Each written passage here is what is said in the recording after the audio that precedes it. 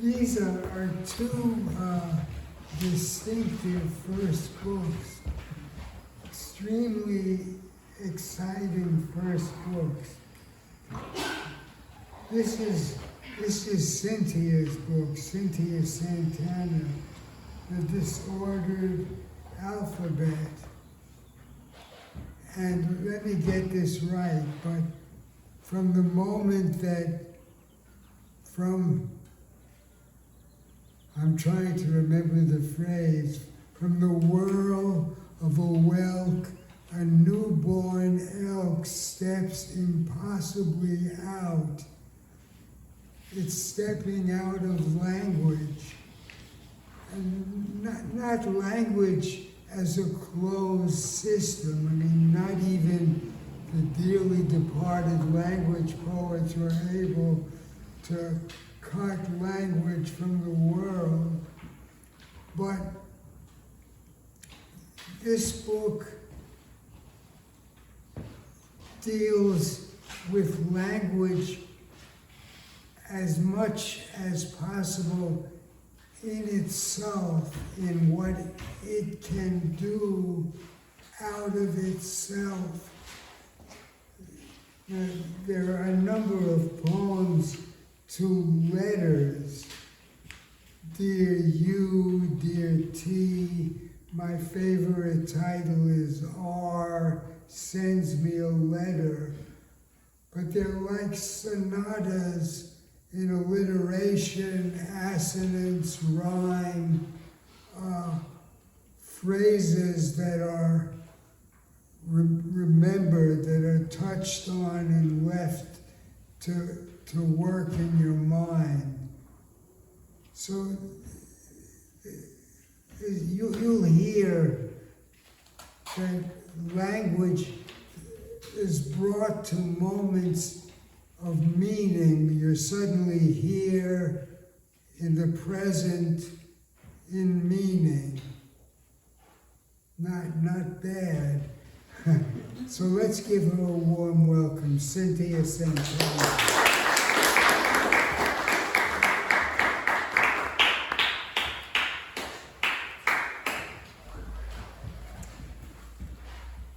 Thank you, Richard. It humbles me to hear what you said about me and my work. So I might start quoting you. Seriously, thank you for such a kind introduction. Thank you, Joyce, for this opportunity. Okay, is this better? I know that sometimes I dislike mics greatly, but okay. I'll try to stay at a steady distance. Thank you, Joyce, for this opportunity to read today. It's our honor. And for putting all the work that went into putting this together, Rosalind and Stephen, and for bringing the wine. I've known about Poetry Flash since I moved to the Bay Area about 17 years ago now, and I've attended a number of spectacular readings, and I am so excited it's a pleasure and an honor to be here as part of it today. Thanks to Dan. I'm so excited to be reading with my friend Dan. We just figured it out about 10 years ago at the Community of Writers. And thanks to all of you in the audience who have chosen on a gorgeous, beautiful Berkeley day to spend your time indoors listening to poetry. So I know you're all hardcore poetry lovers. And happy last weekend of National Poetry Month. I realized we're almost at the end of April. Not at the end of poetry though, right? So I'm gonna be reading from my first collection of poems, The Disordered Alphabet. It came out in September from Four-Way Books. And as Richard mentioned, it contains poems to each letter of the Roman alphabet, but not exclusively those poems. Sometimes it's about a letter of the alphabet. And the first one is called Word.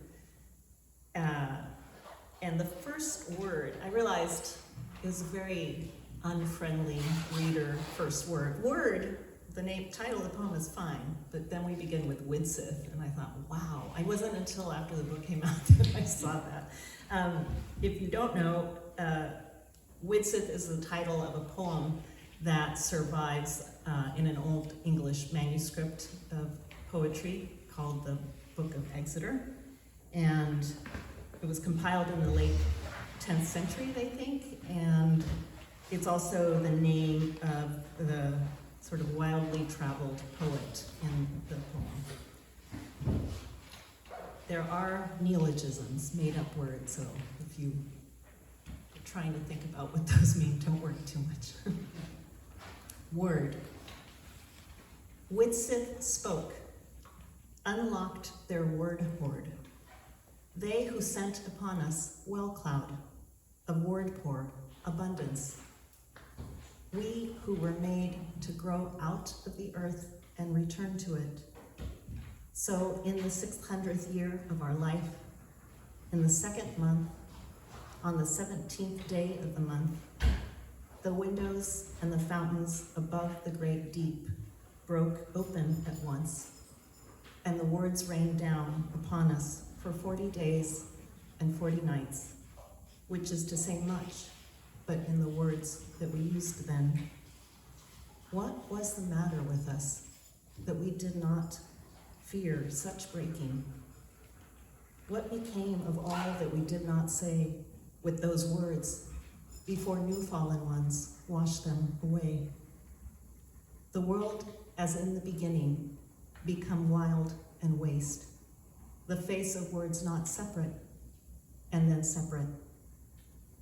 Words from words as to the waters from the waters. And all the while the runic wind changing to ruin. Even as she-dove showed us a well, and therein the we.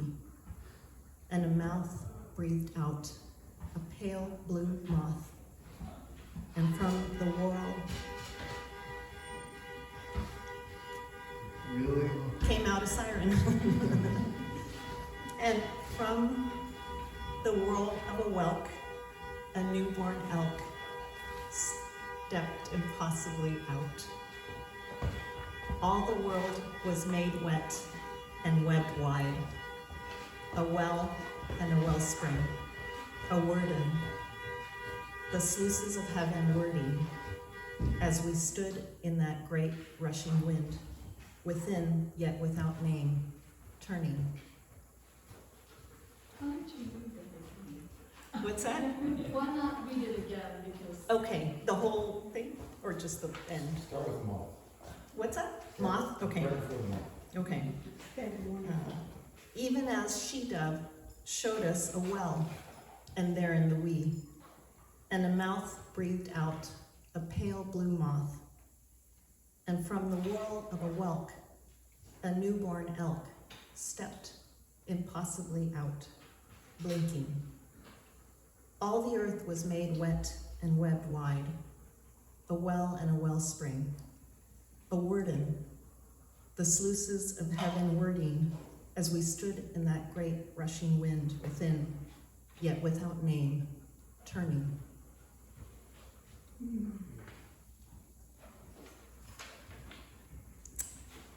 The next one is a poem that is a footnote poem.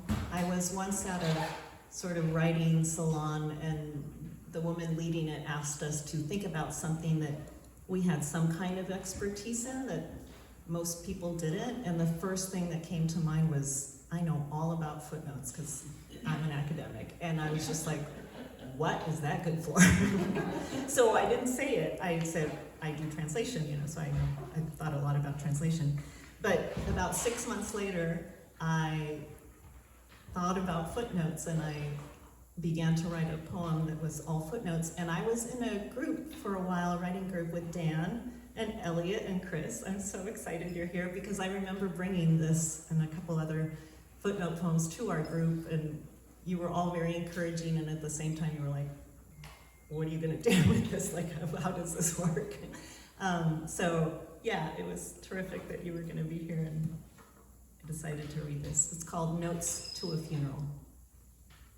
1. According to the old law, the body must be buried within 2 days. 2,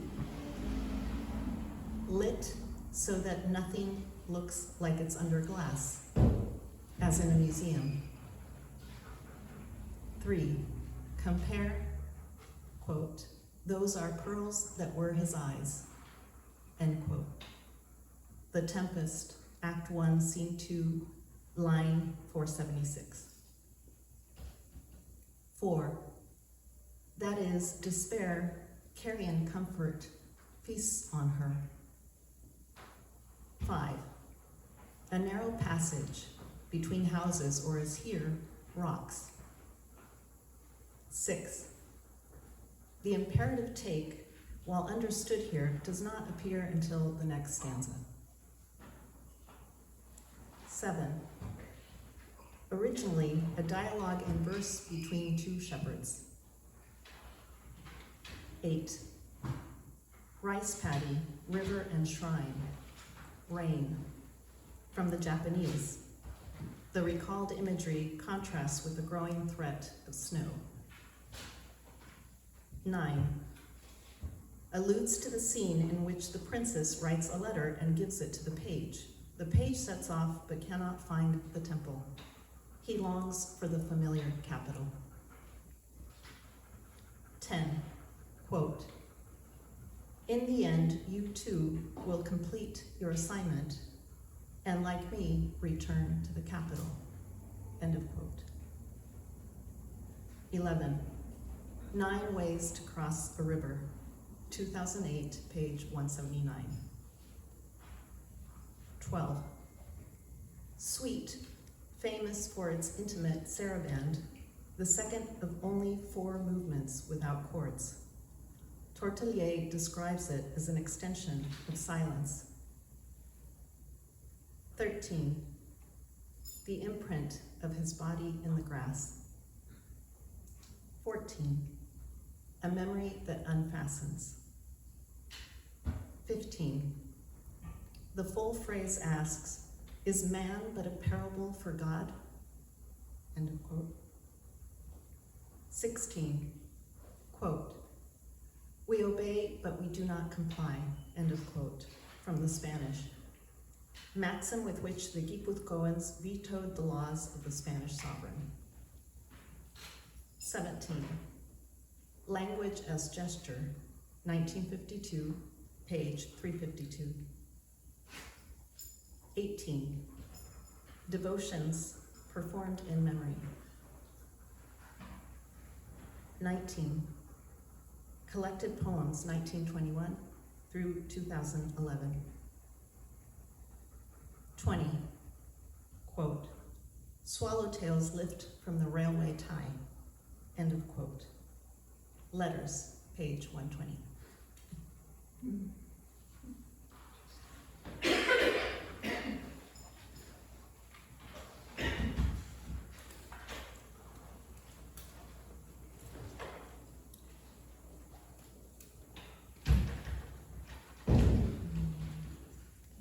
Some shorter ones.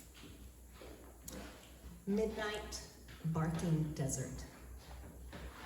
In the hollow of the hollow tree, in the night's night and the deep ravine, the world's a whirl when I look up. More is misnomer than we know. More is more seed than can be sown. I keel and cobble, I reel, I keen, and all the deities are made of stone, and a widow, young, cannot give up her rings. Ringing, the world is ringing. There's fever in the eye. I'm driving mirrors through the night.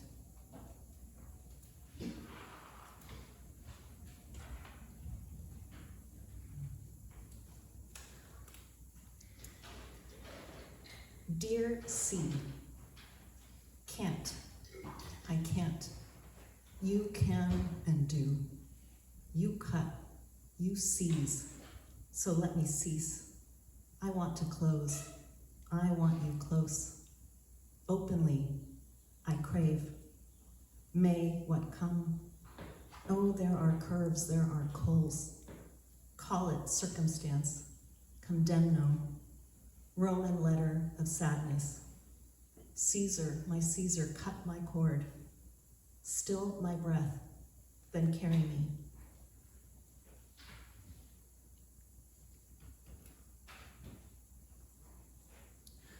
Dear why? Yes, I will. Yes, I say. My voice break free. Raise, braid, combine these yowls, these disparate whys that keel, that quake, that drum me. I am something. Days, years, yet to come. Yet choose, yes, yet to be. Yet awe, yet oh, be yod. Why will you not an open wound let be? Why yoke the yearling, hew the red bag? My midnight in the desert hallowed will not be. That to this world I might yet wake, to hyssop, quaking aspen, red-crowned crane, which when the main vein of sadness forks, insist remain. World is yucca flower, consonant and vowel. Union split into little splits, branching. O windborn sake, I ash, I live oak, bending, yield.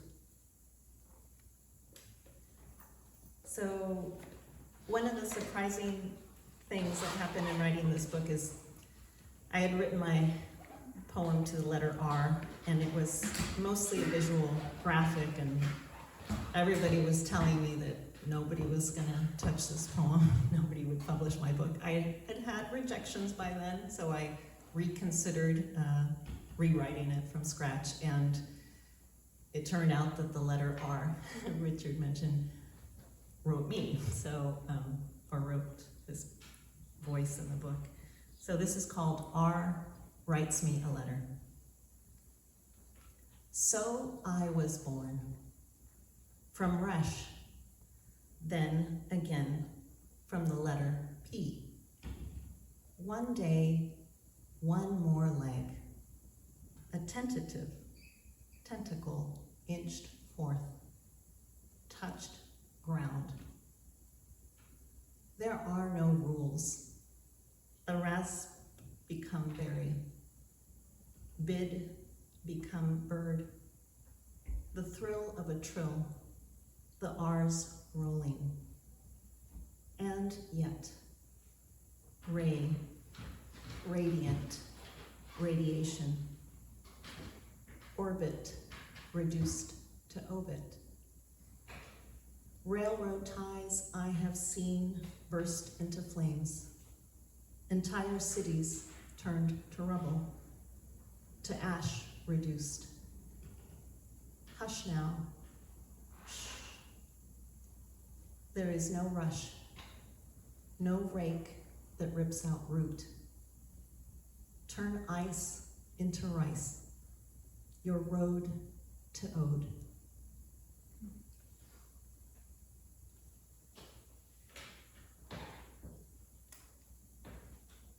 There is also a letter to Dear Mr. Vastness, Dear Mr. School. The lessons are getting harder. Although I have studied, I feel no more prepared. The switchgrass, the shadow on shale, the white of birches, so like the white of skulls. Is that what is meant by voice? I know to sing through woods, but I did not anticipate the need for knives. The river is without banks. The red thread around my wrist has snapped. Morning, empty corral, undress me.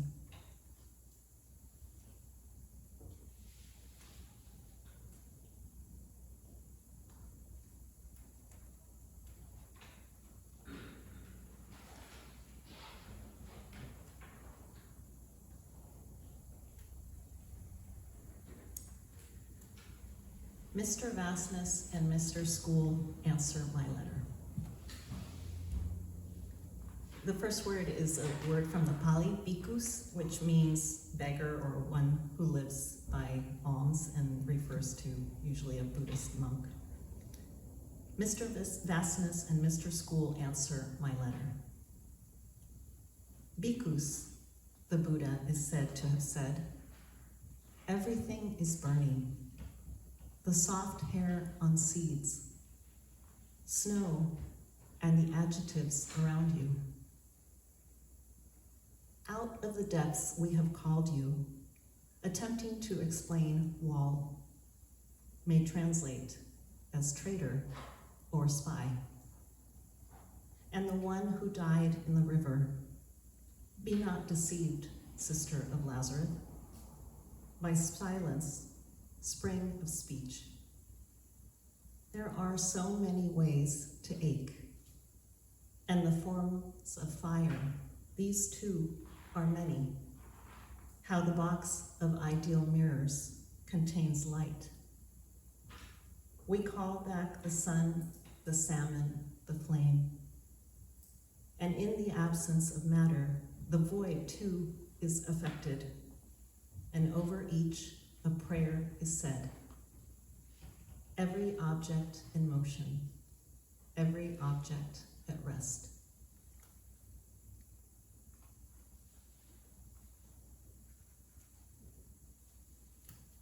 Ode to your salmon soul, to your mother and your father, and their mothers and their fathers, to the pale pink of their love and their cold, unseasoned waters, because they made you, you, you. Ode to your mouth gasping, to its echo of my gasping, to your bludgeoning, which is my bludgeoning, and the tears lost to this water. Ode to the bear's maw, wound wide and lovely dark, to the quiver and muscle, the barb, the tidal marsh, and the cruelty of shallows, to the fight, the current, the heave and the climb, to the higher, higher heights, and the estuary sky, a riot of stars, silent winks that blind. Ode to the slope, the steepness, the leap, and the lope, to the feast and the stones, to Chinook and chum, to the sweet eelgrass, to the first gravel nest and the next, to your rings, narrow, wide, to your hump, your growing teeth and your kype. Ode to your cherry skin, your darker silver, blues to your milt, your red robe spilling, ripe. Ode to you, to you, to you, to the river, rumoring home.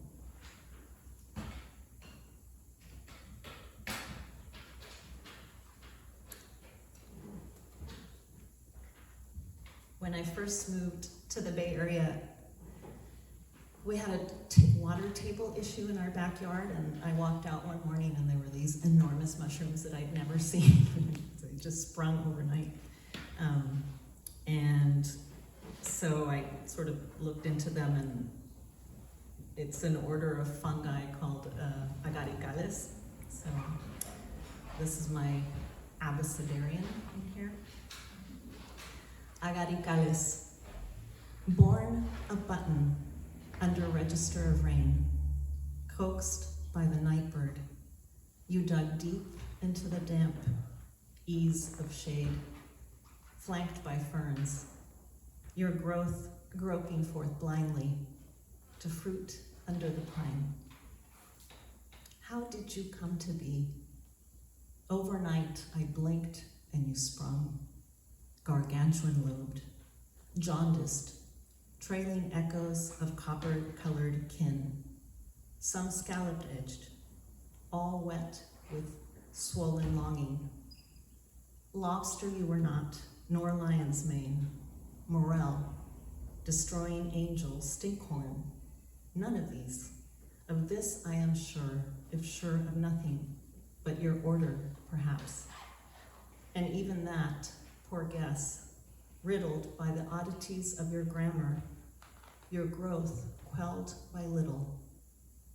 How to read the syllabary of your skirt, make intelligible such spongy syntax, slick, expansive as neat and monstrous. The mystery of your symmetry escapes me. An aberration uttered into night, purloined from dirt and brought to ground. Vowels grasping for height. Were you one body or three? World that was wood, that is now word, expressed in you. Tongue of earth's constant labor, you blister forth, 0 hour, and speak.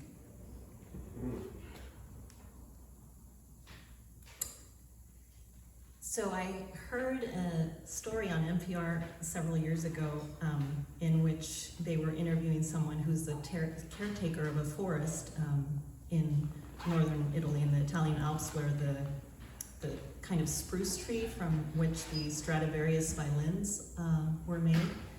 They don't know how to make them, right? But the wood is still there. And they were speaking to someone who actually harvests the wood for violins, and I was really struck by that. So this is called Voice. It's my poem about the letter V.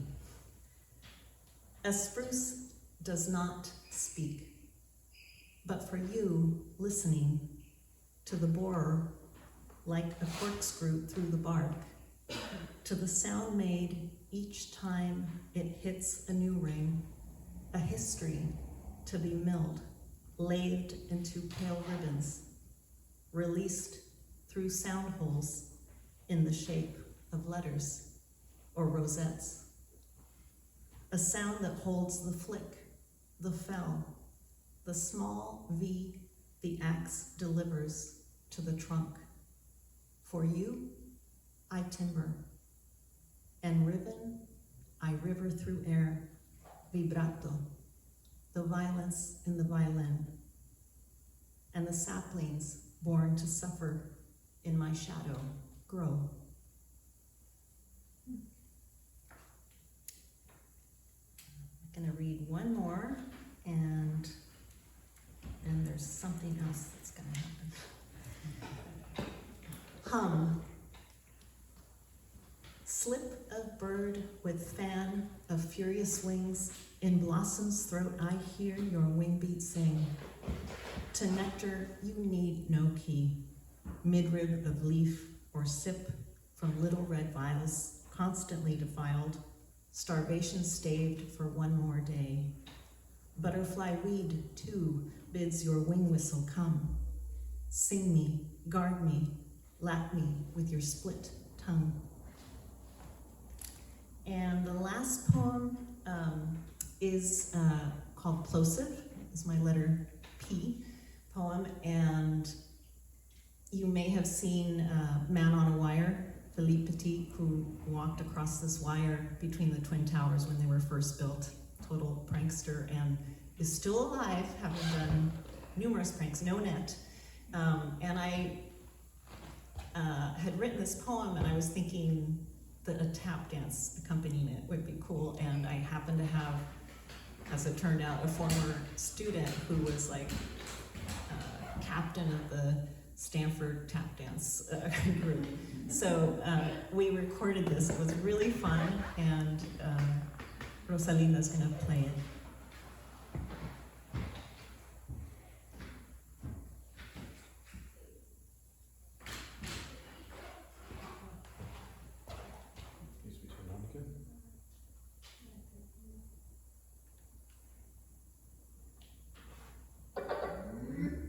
On again.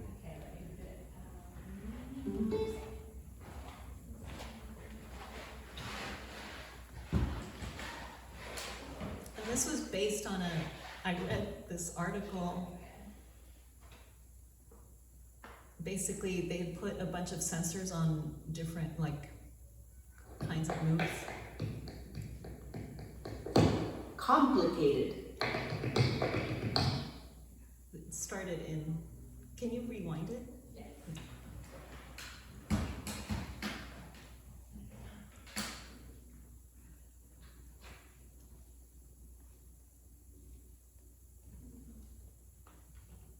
They put sensors on the bodies of people doing different activities to figure out how to make robots move more like human beings. And so they put these sensors onto a tap dancer, and I wrote this poem across the graph that measures the contact between the heel and the toe and the floor. And it looks like a tightrope.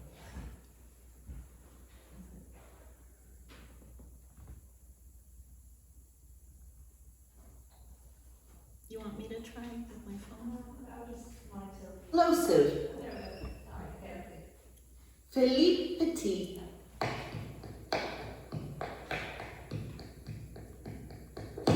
Complicated.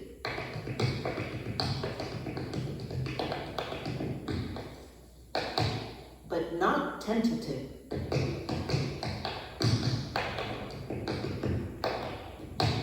Adept, rather.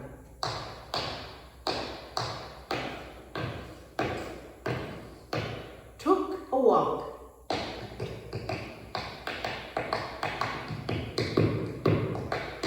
High wire.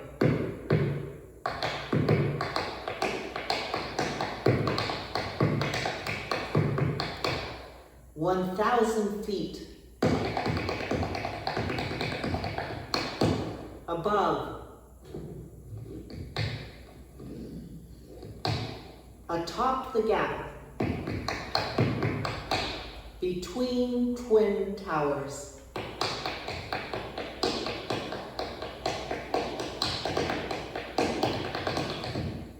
Step by step, his toes tapped rope.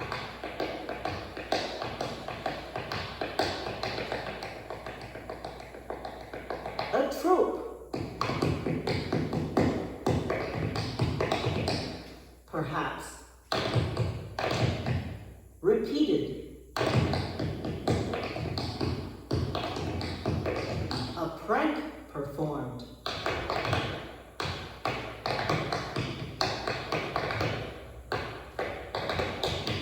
Conducted. Le coup, he called it. Petit and his unauthorized feet were spotted. Crowds gathered.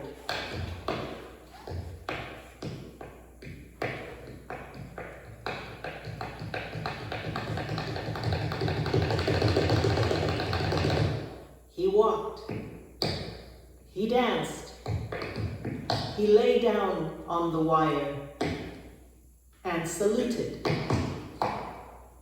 With each completed pass, the people clapped.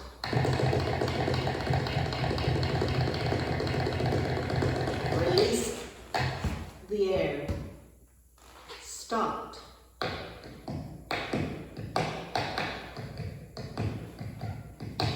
In the vocal.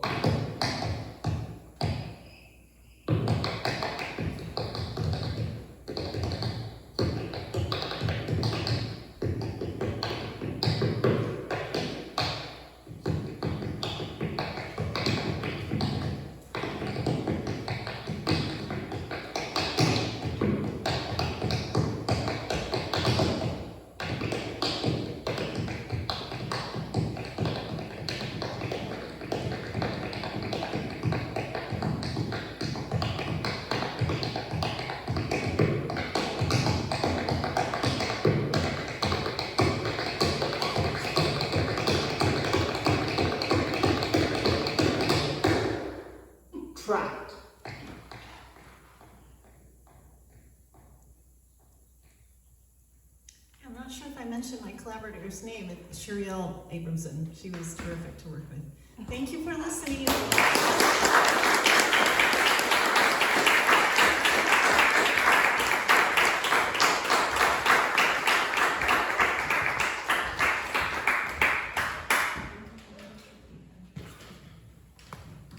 Cintia Santana. This is Dan's debut book, my Little Book of Exiles. And in a poem called Fog Over Ashkenaz, he says, "Could I have come from nowhere?" And in that same poem, he tells us that this name, his name, Alter, comes from Yiddish, meaning elder, which reminds me of the phrase Alta Kaka, but I digress. For those of you who don't speak Yiddish, I won't explain Alta Kaka. But, but this is Dan uses language in a distinctive way. It moves fast, it's shifting, and it skips often. It leaves spaces, it leaps over spaces. And then out of those spaces come the secret name of the world, rain like applause, some beautiful phrases, and a sweep of thinking. I'm trying to remember, there are other things I wanted to say. This is a leftist book, a Jewish book. It's not precisely a political book, but it takes us through the Russian Pale, Romania, it takes us to Israel. There are a lot of poems called labor poems, and then there are love poems, family poems. The poems are full of longing. I think both for the past and the future, and longing even for the present. So let's give him a welcome. Dan Elton.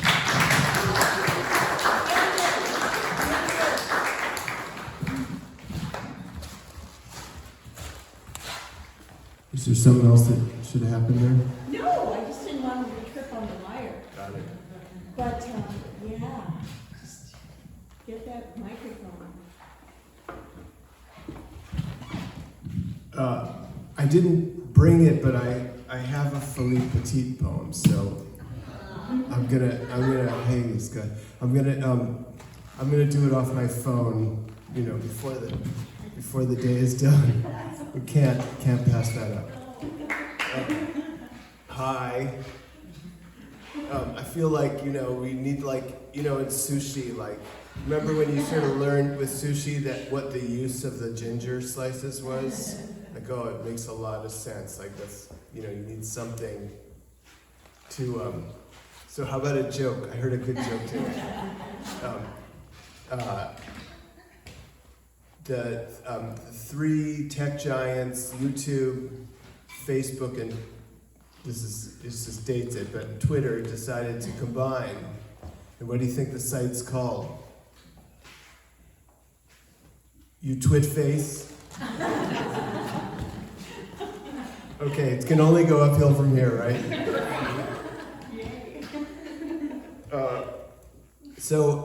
Thank you, Cynthia, for that beautiful reading and for asking me to join you. It's really an honor to, support you with this book. And boy, Richard, you're such a marvelous reader of poetry, and it's so touching to have you hear you talk about my book. It was lovely, and I walked in. So I can remember holding Poetry Flash in my hands at Cody's bookstore in 1989 when I was overwhelmed with how to make my way as a poet in the world. And then I can remember how generous you both were with me when I came to visit you, 15 years later when I was really getting going. And poetry's a labor of love. Except for, I can't even find that joke. Poetry's a labor of love, and the two of you have just poured love and labor both into our community. So thank you.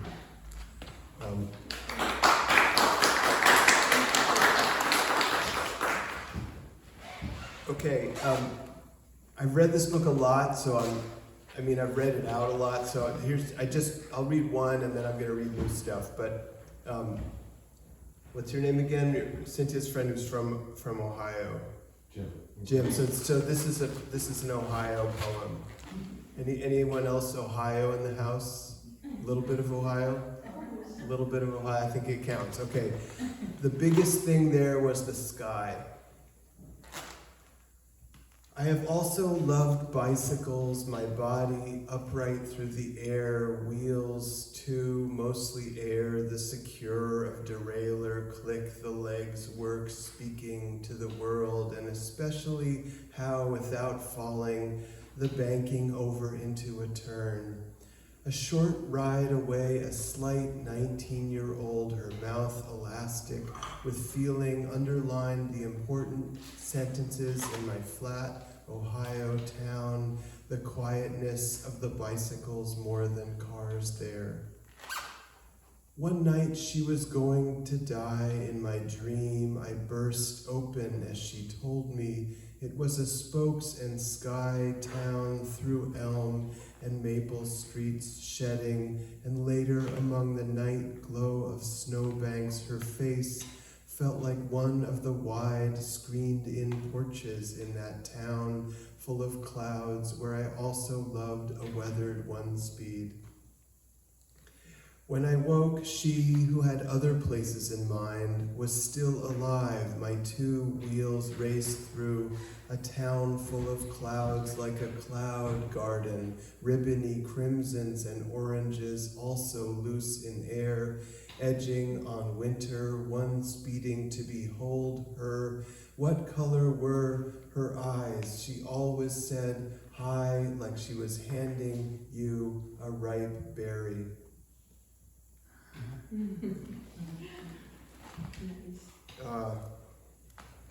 That's for, okay, there's gonna be some surprise, some death in this, in my reading, and that was one of my first loves, Melanie, and I did have a dream that she died, and she did die last year.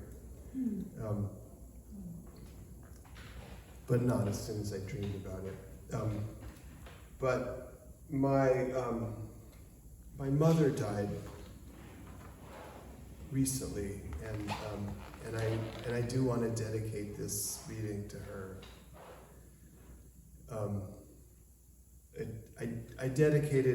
I partly dedicated the book to her. If you look, you'll see it's a sort of little bit more nuanced than that. But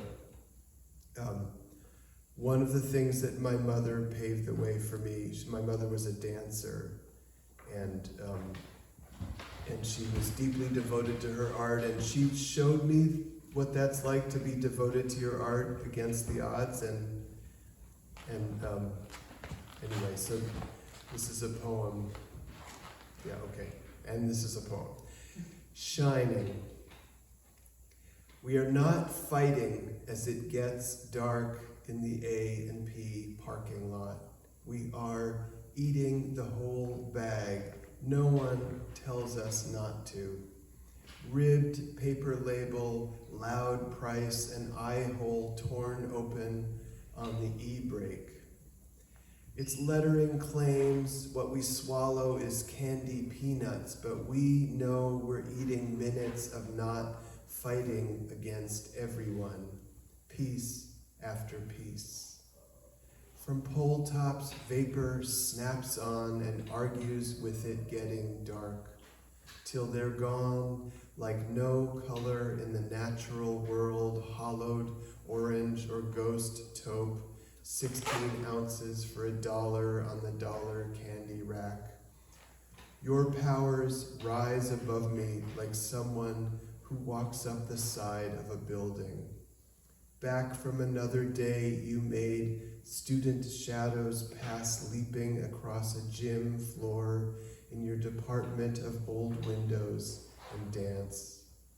Defeat stretches in every direction like blacktop striped to show where to stop. But we cheated with corn syrup shot into peanut shapes that came off a metal belt at a bottom wage. I forgive you for before your fury spilled. Your fury spilled into me like a firefighter's hose thrashing at danger. Now, streetlights drift past your sadness, driving us home. From side streets at us, drivers fly like hockey players. I have no one if I don't have you. The plate set before me, my one room. I put on, forgive me. The plate set before me, my one room. I put on a shining hat of your broken heart. Okay, I thought that might be a little rough.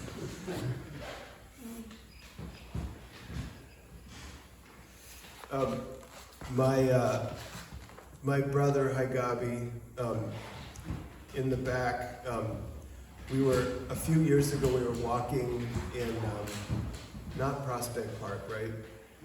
Maybe Prospect Park. Anyway, he lives in Brooklyn. We're walking in the park, and he's listening to me go on one of my harangues that he knows so well, because he's my brother, and he says, Dan, you gotta write a book of poems called All My Heroes Let Me Down.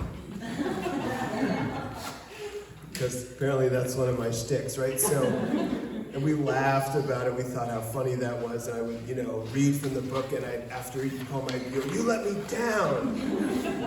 And then I got home, and like a month later, I was like, "That's a pretty good idea." So I have a series, and that poem for my mom is actually part of that series. But I'll just do one more from that series.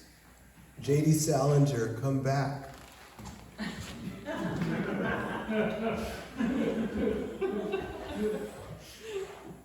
Was a day ever perfect as a fish that's bending yellow fruit, that's a story told a child to form an umbrella between her and the downpour of a man unraveling? In my one room in shadows, their sadness cast like 100-year trees. While I escaped into anyone else's story, yours sounded most like you knew me. What urgency to drive away their glossy lies made you make up that boy holding his broken glass flower out to them at dinner in their upper floor bow ties and post-war wars? His tenderness for a little sister stayed lit like a nightlight in too much night, along with his meaning children in a field to run without spilling over the edge they couldn't see. Like me, millions alone in a room felt you, John David made us a promise, who, removed to a half-life rumored in Vermont, dust motes above your unreturned carriage, after you got between covers how to care, about people as they fall apart.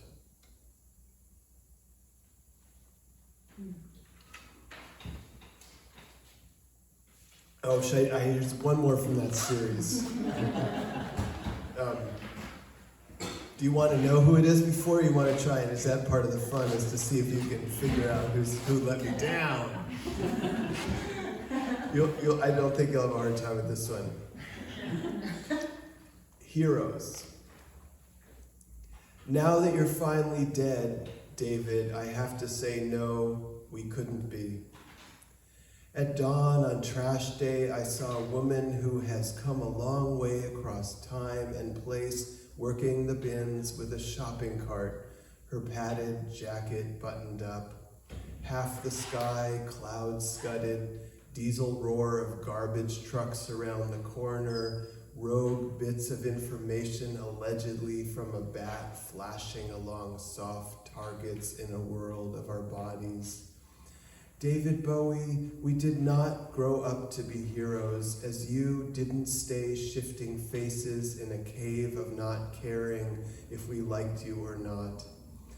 Though you slept with heroin and Eno changed instruments with everyone in the room in Berlin before the wall fell and time crashed by us, rattling like steel cars on run-down tracks underground.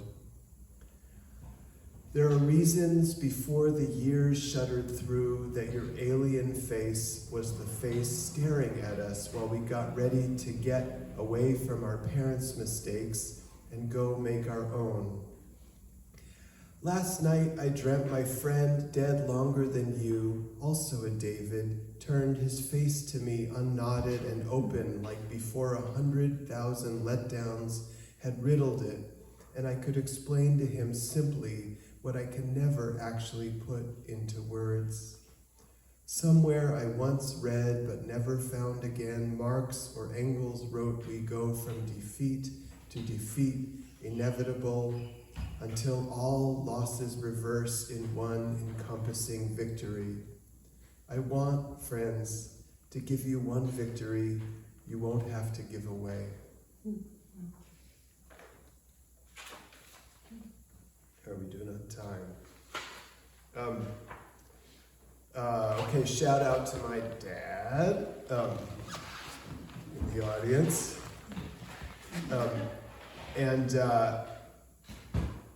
I thought I'd read this one for you, Dad. This is about your dad.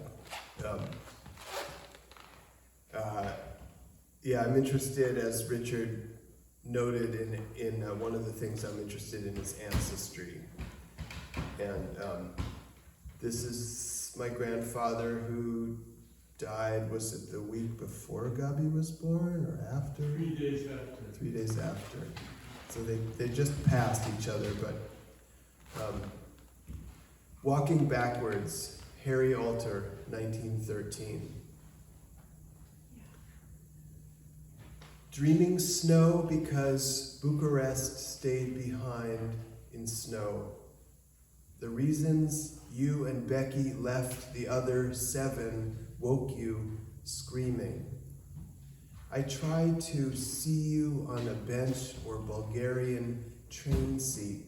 Your big sister touched your barely stubbled face. Did the wind go right through what wool you had on?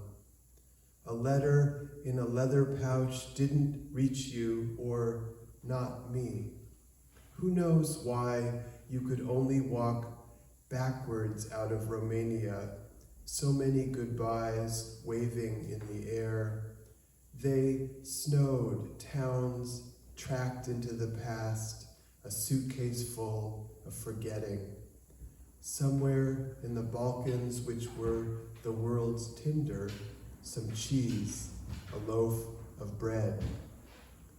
When you turned around, Rope Creek, pitched wood piers stood, wet salt airborne between leaving everything behind and you.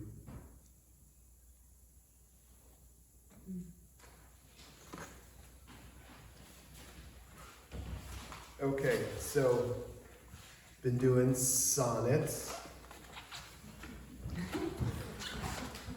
Um, As you do.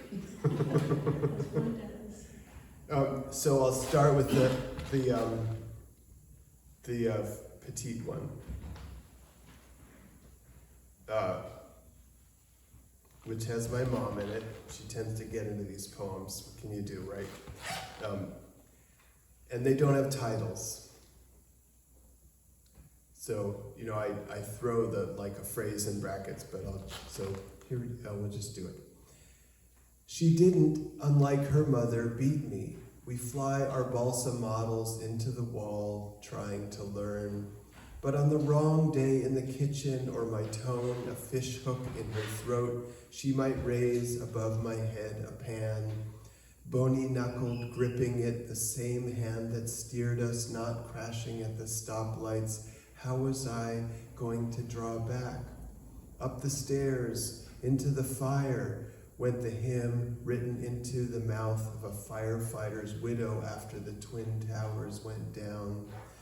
When a face in the house is a drawn gate, I buckle on my turnout gear and go in like a siren. Wanted love like those towers side by side. Not to be like door slam and driving away I was raised on. Promised to form love from promises, as in air, like the air below Philippe Petit, who brought his 440-pound cable and 30-foot pole across the ocean to pass back and forth above the gridlock taxis, hot dog stands, and Hudson, where the Dutch ship burnt to the waterline, and thus Manhattan. The morning the planes hit, I hadn't slept, as I don't. We had been feeding each other into the fire, those locked glass offices high above ground. All right, petite to petite.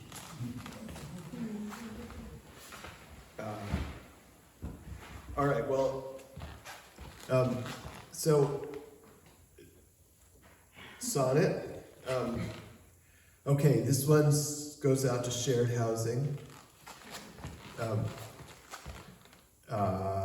The housemates came, they went, the door opened and closed like wind blowing it, windows straining in the jambs, sash weights long since rotted in the walls, rent checks straggled in from where, fridge shelves swelled or were barren except for OJ, a half can of refries, 2 stale tortillas. The bass player who taught me fuck the dog, meaning temp job where you, upon clocking in, 8 hours of jazz records in the library. The ever-bubbly yoga instructor, the yoga and personal growth student who quit serially his tech jobs, listless TV watcher in unlit den, Australian thrift store, fabulous Burning Man queen, conquista over the laundry, retreating at the chore wheel's turn, and Scott on the couch. Scott sold his tools, staring all day at a burning van in the night 5 years before. Counter sticky and yellow-stained toilet rim, landlord without a face, closets breathing shadows, dust bunnies and a couple of hangers, while cars started up and their grumbling receded. Scott bought an Airstream. He seceded. His girlfriend smelled like a damp log. Can you hear me now, Scott? You were in time. When the van caught, you were the only one who got out in time.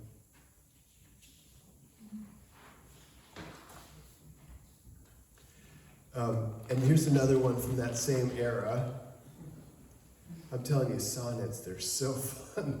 And these are not, obviously, in Shakespearean rhyme, in case you were hoping for a little more closure on these, but no.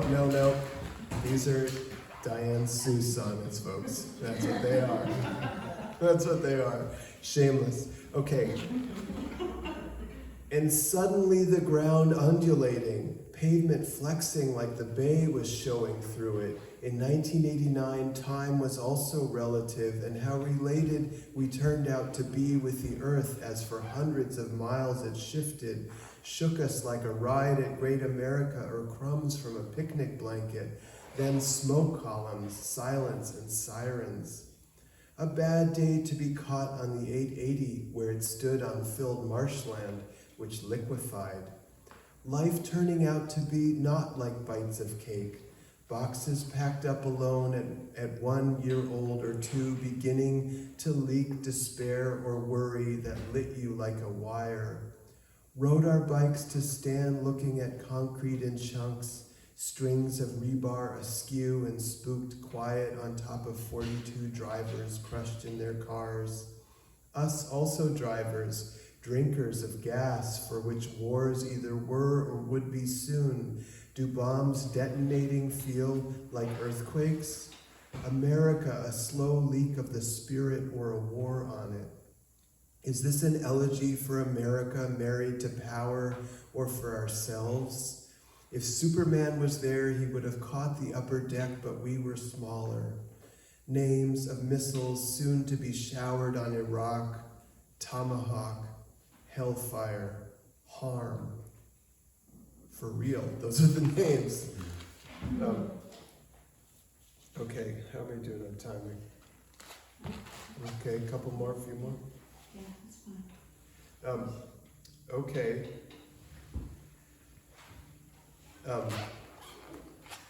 This one goes out to Dr. Brunners.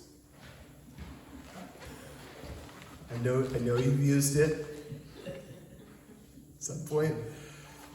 All one God, shouted the bottle in tiny wall-to-wall letters on the floor of the co-ed shower where I was a stranger to bodies. Wash and be redeemed, preached the soap label. Unite with all humankind, washing in one minty moment. Was this love unbounded or derby hat huckstering? Who could tell or say how truly to feel God tingle from the inside? The body of my girlfriend's car, she laughed, was made of plastic, and once on the way from somewhere Pacific and cliffy, we stopped by my sister's group's so-called home. In a robe found her, arm in a sling, bruised and whimpering little circles on a landing, shit trailing down legs and stairway, holding bucket and rag they had given her and told her to clean absurdly. Girlfriend gagged and bolted while I mopped the hairy, swollen legs and stairs, like my insides were of metal or a motor with a radioactive core. I took care of her and went up the stairs and back to the plastic car that girlfriend was waiting in with no sign of God, who they say waits patiently beneath pain in our skin. You just start a sonnet, you never know what's going to happen.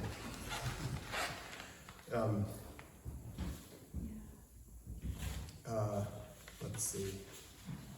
Should maybe do 2 more of these. All right.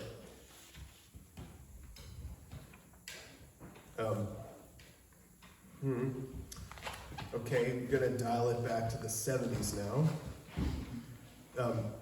Donald Stone on the street above us also had no father. Where were the fathers? His mom sold bottles of something out of the trunk of a car and sat bathrobed and TV lit eating the potato chips that came in a can. Evel Knievel of the broken bones and star-spangled jumpsuit jumping his motorcycle over a canyon would teach us how to be a man. We set up our ramps, we fell, we shredded the plastic wheels of pretend choppers. We were wheels, stones to skip, rack us up, knock us down like bowling pins. Someone nice thought boys should have men, so she signed me up and dropped me past the edge of town at Ed's house beside birch trees in dingy snow, fence surrendering to weather. Rooms submerged in dog musk and smoke and the grumbling hint of one of the wars in Asia. Everyone seemed in a dim house to live alone. TV in the evening, more chips from a can. In his big brotherly love, placing in my hands a gun from which, toward empties on the fence, my tiny shining ball bearing of a bullet flew.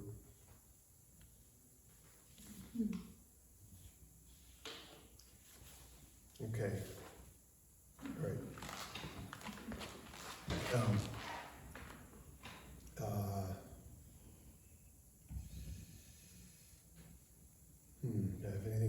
about these. They're fun to read. Do I repeat myself? Hours were cards I cut, shuffled, repeated my walls, bowl of rice checks and ball, my clouds like buses and buses rumbling like clouds. Monosyllabic rain and snow, drop, drop, flake, I walked solo through curtains of rain, shushy minus signs of snow. When the toast stuck overseas, I stuck in a knife, 230 threw me across the room, empty because empty rooms kept repeating. Volt bright coils glowed as if grinning. In her bathrobe, crying when I came down for my cereal. How narrow while she was checking herself in, the Australian neighbors became when I farted, exiled to consider my flaws in their bathroom. The bathroom tiles repeated their tint, salmon. If I am only a wave among waves, varying the water as the Buddhist teacher from Vietnam suggests liquidly, then where is the water? Who knows where the time goes, a singer with long hair asked wishfully a long time ago. Maybe time had gone the same place as everyone and the rain. Okay, and so we got through it. Now this is I'll just do this one. If you haven't noticed already, I love music, and music gets a lot into my poems, and it does into this one too. I was part of the weather, like milkweed fluff drifting past a parking lot, fog that bothered people vaguely, staying more or less outside. What clothes did I wear in terrible colors from Sears synthetic jeans, aqua and mud brown and sad maroon, plastic knee patches inside stuck to the skin. But what skin does weather have? If it comes in, you don't notice. You are overwhelmed or poor in California. Pine rustle reminder I was alive by a galvanized fence, or that things changed. Evergreen algal bloom on the creek. Maybe time hadn't actually stopped. But everywhere concrete as opposite to weather, aggregate and Portland cement, after water the most used substance on earth. Weather piling up like a garage no one goes in, can't name the hurricanes fast enough, like what God said to Noah, 100 years floods every 10, or Bob saying, I heard the sound of a wave that could drown the whole world, sounding himself like wind. Thank you.